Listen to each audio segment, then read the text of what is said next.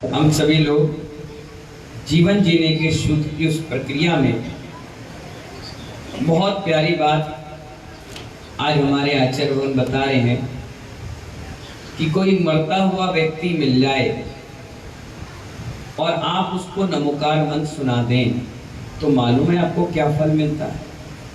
नहीं मालूम? पूछो। हे उपाध्याय श्री बोलो। हे उपाध्याय श्री, हाँ, मरते हुए जीव को नमोकार महामंत्र सुनाने का क्या फल मिलता है? मालूम है?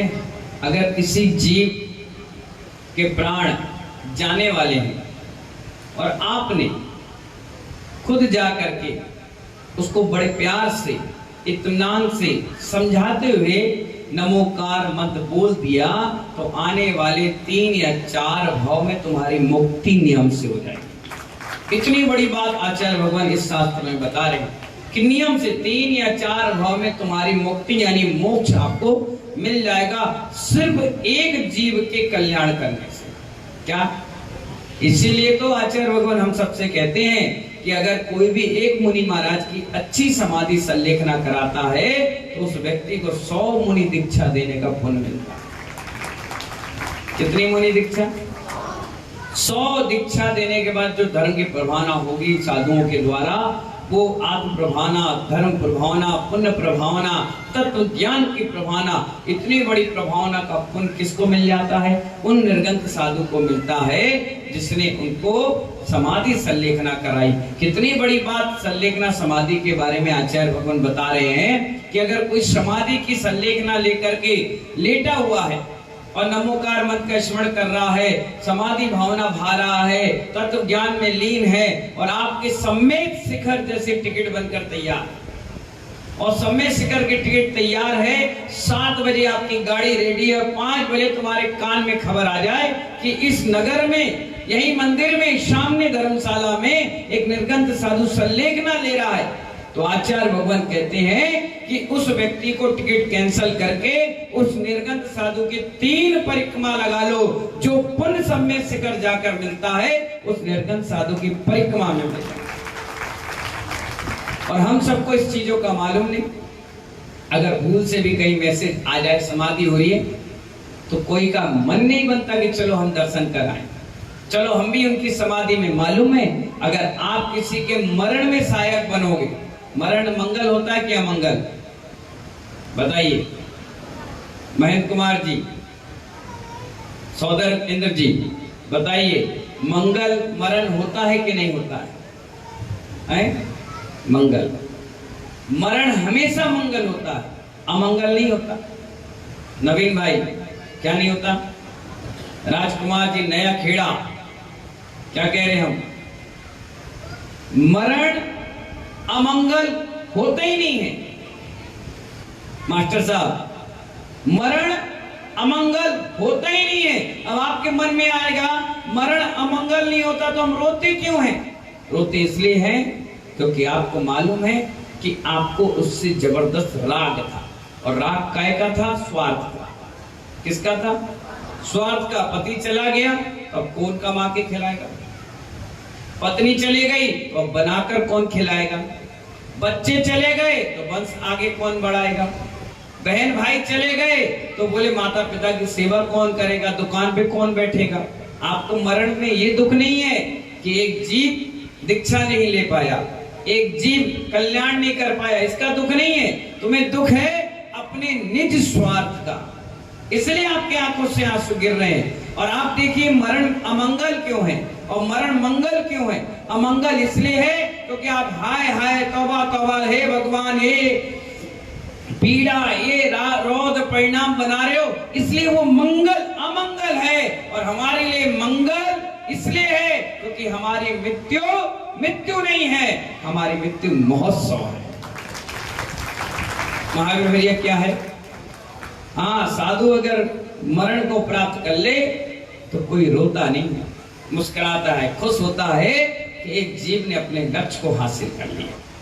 दौड़ रहे हो तुम, 100 मीटर की, 500 मीटर की, 1000 मीटर की दौड़ है, इस संसार के चक्रव्यूह में दौड़ रहे हो और एक निकल के बाधा पार करके गोल्ड मेडल ले आता है तो लोग उसे बधाइयां देते हैं। ऐसे ही साधु को बधाइयां देते हैं, वाह आपने क्या मरण किया है, क्या गजब का आपने अपने देह को त्याग किया है, इस देह से राग को छोड़ दिया, बीत राग की ओर बढ़ गए। इसलिए मरण अमंगल नहीं है।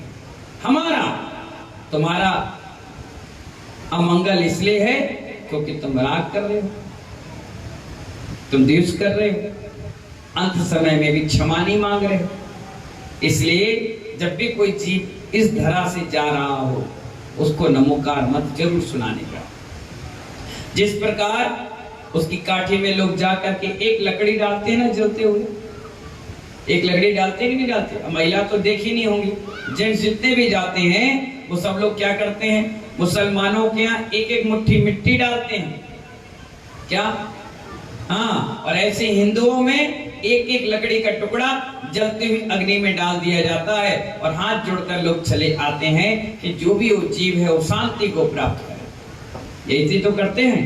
पर महानुभाव हमारे निर्गंध साधु जब जाते हैं तो लोग होली का उत्सव मनाते हैं।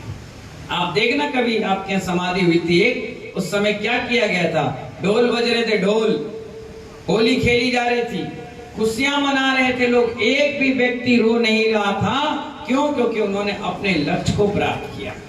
उन्होंने जिस लक्ष्य के लिए, जिस माइंड बनाकर जिसके लिए उन्होंने दीक्षा ली थी, उस दीक्षा लेने का उन्होंने अपना लक्ष्य हासिल कर लिया था। यानी एग्जाम के लिए आपने पढ़ाई की साल भर और पढ़ाई करने के बाद एग्जाम भी दे लिया, एग्जाम के बाद रिजल्ट आता है, वो रिजल्ट है मृत्यु का महोत्सव। क्या मृत्यु का महोत्सव? और वो मृत्यु का महोत्सव महामंगलकारी बन जाता है। इस देह को छोड़कर दूसरे देह को धारण कर लिया और उस देह में भी ज्यादा समय नहीं रहते, क्योंकि इस मुनि अवस्था में उन्होंने इतना पुण्य कर्तित कर लेते हैं, इतना जबरदस्त उन्होंने माला जाप त्याग तपस्या कर रखी है कि अगला भाव और नजदीक आता है।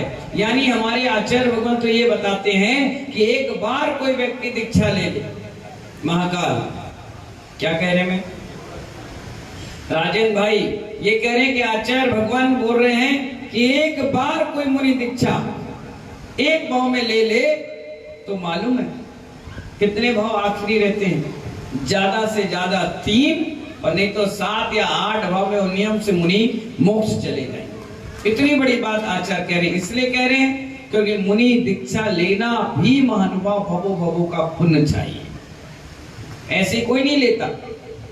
हाथ जोड़िए, बोलिए भवो भवो का पुण्य और भवो भवो का पुरुषार्थ जब एक साथ आता है तब जाकर कोई मुनि दीक्षा ले पाता है।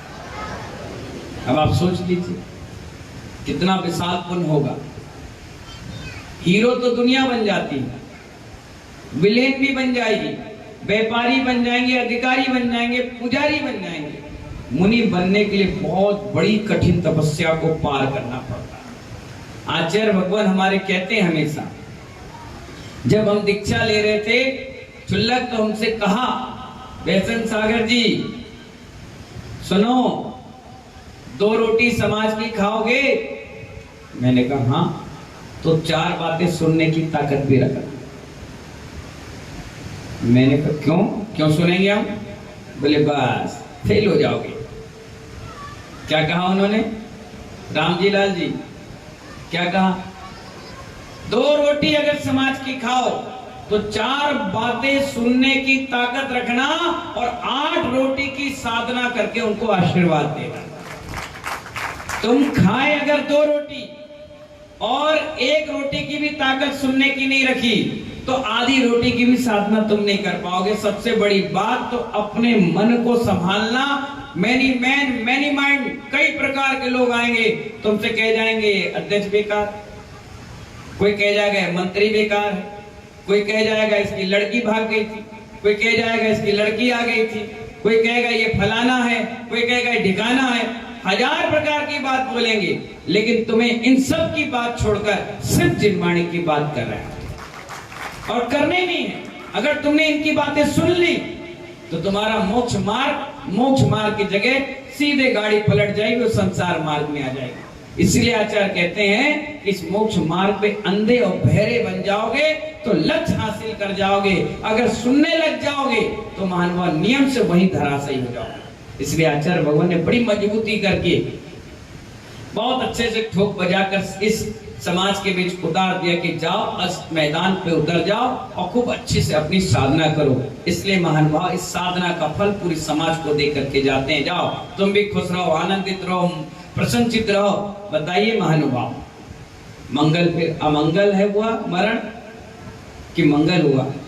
अगर आप हाय हाय तौबा तौबा करके मर गए, पानी पानी करके मर गए, दवाइयां दवाइयां हॉस्पिटल डॉक्टर मर गए, तो आपका मरण अमंगल है। और आपने भगवान का स्मरण किया।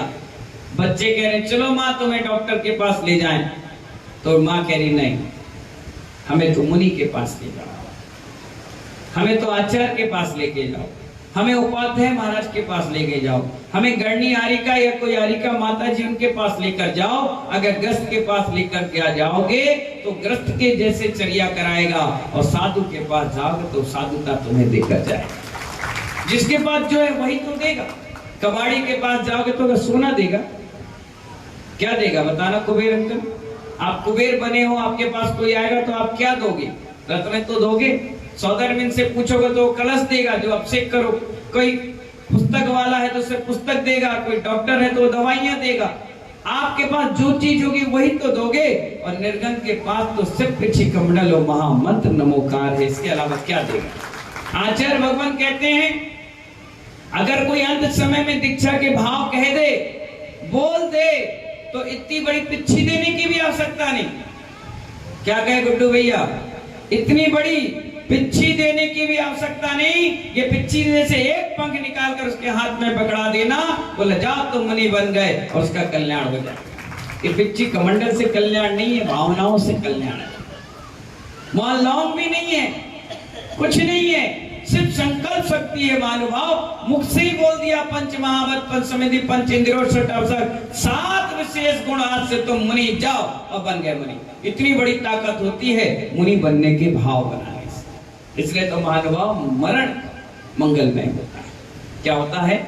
मंगलमय होता है, अमंगल नहीं होता। इस देह को छोड़कर एक उस नई देह को धारण करने का नाम मंगल है। मरती आत्मा कभी नहीं है, मरती आत्मा कभी नहीं है। इस शरीर को छोड़कर दूसरे शरीर में चली जाती है, और एक दिन इन सब शरीर को छोड़कर उस सिद्धों में समा जाती है जहां से वन टाइम इन्वेस्टमेंट है और लाइफ टाइम बैठ करके खाना। वहां कोई कुछ दिक्कत नहीं, अनंत सुख है, अनंत दर्शन, अनंत ज्ञान ठस भरा हुआ है। ऐसे वो सिद्ध लोक में आत्मा गमन कर जाती है।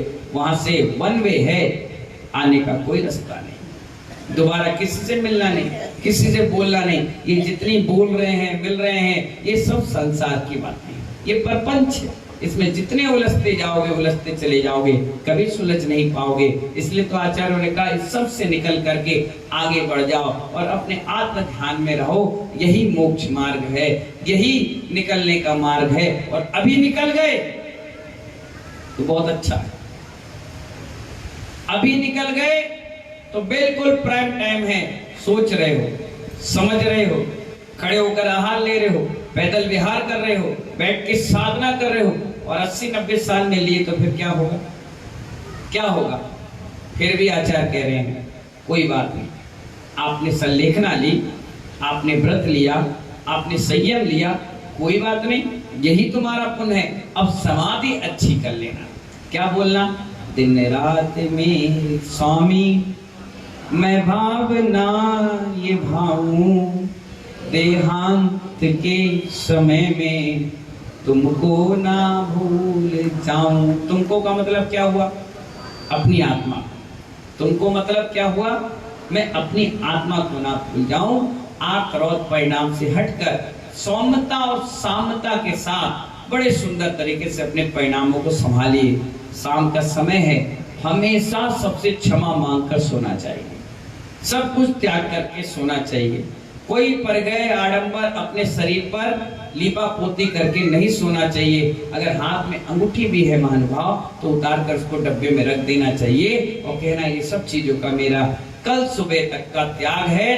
अगर मेरी जिंदगी रही, सांस रही और मेरी आयु कर्म शेष रही तो ये मेरी है, अंततः मेरा सब त्याग है। और रात के अचानक अगर आपका हार्ट अटैक आ गया, सांस रुक गई या आपका बीपी हाई या लो हो गया और कहीं आप किसी कारण से एक्सपायर हो गए तो आपके घर परिवार के लोग कहेंगे कि हमारे पिताजी का मरण मंगलमय हुआ क्योंकि उन्होंने रात के सब कुछ त्याग कर दिया। और अगर त्याग करके नहीं मरे, सब कुछ पहनकर मर गए तो महानुभाव लाश से भी लोग सोना खींच के ले जाते हैं। बताओ कोई ऐसी मां परिवार है जिसने नाक में नथनी पहनी हो, निकाली नहीं हो, कंगन हाथ में पहना हो, निकाला नहीं हो, गले में मंगलसूत्र डला हो, किसी ने निकाला नहीं। अरे मैंने अपने आंखों से देखा, 4 बहुएं थी और सास मर गई और एक बहू रोते हुए आई और हाथ से कंगन उतार ले गई। दूसरी देखी कि इनने तो कंगन ले गए तो तीसरी गले पे झपट पड़ी, मंगलसूत्र ही ले गई। तीसरी ने देखा, अरे बाप रे, इन्हें तो आधा आधा तोला कर ले गई, हमारे लिए क्या बचा, तो उन्हें कान पे हाथ मार लिया, निकाल ले गई, और नाक पे ले गई। चौथी देखी, सब ले गए, अंगूठी बची, वो आधा घंटा अंगूठी निकालती रही, निकल नहीं पाई, नहीं निकल पाई। अब अपने पति से कह रही, वहां जा रहे हो, ये अंगूठी खींच लेगी। पति कह रहे, पागल है, मेरी माँ है, मेरी माँ तो मर गई, अंगूठी दो, सबके हिस्से में आ गया, दो। आप किसके लिए रख रहे हो अंगूठी, किसके लिए मंगलसूत्र रख रहे हो? जब तुम्हारी बहुएं तुम्हें नहीं छोड़ रही तो कौन तुम्हें छोड़ेगा? किसके लिए कर रहे हो? इसलिए ये व्यसन सागर जी बैठे हैं तुम्हारे सामने। हमने आज तक अपने जीवन काल में एक भी सोने का आभूषण नहीं पहना, कोई अंगूठी नहीं पहनी, कभी कोई ऐसे चांदी सोना कुछ नहीं पहना। मैंने दृश्य बचपन में ही देख लिया था, उसके बाद मुझे ऐसा लगा कि ये तो संसार सिर्फ लालच और स्वार्थ का है, ये सब बेकार है, ना इनके लिए कमाना अच्छा है, ना इनके साथ खाना अच्छा है, ये सब बेकार है। इसलिए महानुभाव हमारा बैराग बड़ा मजबूत रहा, हम छोड़ छाड़ के तुरंत निकल आए। मैंने रखने ही नहीं भैया, ऐसा काम ही नहीं करना। किसी ने कहा पहन लो, किसी ने कहा ओढ़ लो, अरे मैंने कहा सब छोड़ो भैया, ये सब बेकार की चीज है। हमने तो देखा लाश से लोग नहीं छोड़ रहे, तो ये तो तुम जिंदा इंसान है, कहाँ तुम्हें छोड़ेंगे? कोई नहीं छोड़ने वाला। पत्नी पति की जेब को नहीं छोड़ती। रात के तुम जल्दी सो जाओ, कभी 8 बजे कैसी जाए, सो जाओ पलंग और नोट लाकर पत्नी को दिखा देना, आज 10,000 की कमाई हुई, और जेब भर के ऐसे टांग देना और सीसी कैमरे लगा देना। तुम्हारे साथ 8-9 बजे वो सोएगी और 10 बजे फट से आंख खुल जाएगी, कहाँ है जेब? और 100 के 500 के 2,000 के जितने वो निकाल सकती हो निकाल लेगी और चुपचाप दुबक के सो जाएगी। और अगर तुमने सुबह गिन लिए तो कहेगी रो करके, हम क्या चोर दिख रहे, गिरा दियोगे तुम हैं? नहीं बनाते खाना जाओ, नहीं नहलाते बच्चों को जाओ, नहीं धोएंगे कपड़े जाओ, तो तुम भी बेचारे बोले चलो एक रोताई मिली है, ले भी ली 1,500, तो क्या दिक्कत है? और तुम क्या करते हो? उसकी स्वार्थ पूर्ति के लिए चलो यार गया तो गया। तुम यही सोचते हो आज 10 की जगह 9 ही कमाए, कोई बात नहीं। ये आपकी सहानुभूति है उसकी महिला के साथ। इसलिए तो मैंने कहा जब अपने पति को नहीं छोड़, बच्चे, अरे भैया क्या बताएं, छोटे छोटे बच्चे जब मामा के यहाँ जाए या नानी के यहाँ जाए या कोई रिश्तेदार के यहाँ जाए और रिश्तेदार 10 रुपए 50 रुपए 100 रुपए पकड़ा भी दें, कितने में ले लाओ, यहाँ जमा कर, अरे मम्मी मेरा तो झापा जमा कर। क्यों? जब तेरा जन्मदिन आया ना तो एक पैंट शर्ट दिलवाएंगे, साइकिल दिलवाएंगे, लैपटॉप दिलवाएंगे, मोबाइल दिलवाएंगे। लालची भरी पड़ी, जिंदगी पूरी लालच में लिपटी पड़ी। इसलिए तो ये सब चीजें देख करके हमारा मन बड़ा उब गया। मैंने अरे भैया ये सब बेकार है, अपन तो बचपन में चलो काय के लिए 25-30 साल घर में बर्बाद करो, निकल लो भैया जल्दी। इसलिए अपन क्या किए, बचपन में मुनि बन करके अपने जीवन को सुधार लिया। अब इतना मजबूत बैराग आ गया है, अंधेरे में छोड़ जाओ, उजाले में छोड़ जाओ, जंगल में बीच पब्लिक में छोड़ जाओ, हम अपनी आत्मा को कभी नहीं छोड़ते, तुम्हें छोड़ देते हैं। हम अपने नियम संयम त्याग तपस्या जाप माला पिछी कमंडल पर ध्यान रखते, इसके अलावा कोई मतलब नहीं। आओ तो वेलकम और व्यसन सागर बैठे नहीं तो भीड़ का आराम से मस्त। तो इसीलिए महानुभाव अपनी आत्मा को ना भूलें। ये सारा का सारा स्वार्थ का झमेला लगा पड़ा है, इन सब से निकल करके अपनी आत्मा के कल्याण के लिए आगे कदम बढ़ाएं। इन्हीं मंगल भावनाओं के साथ जय बोले महावीर भगवान की।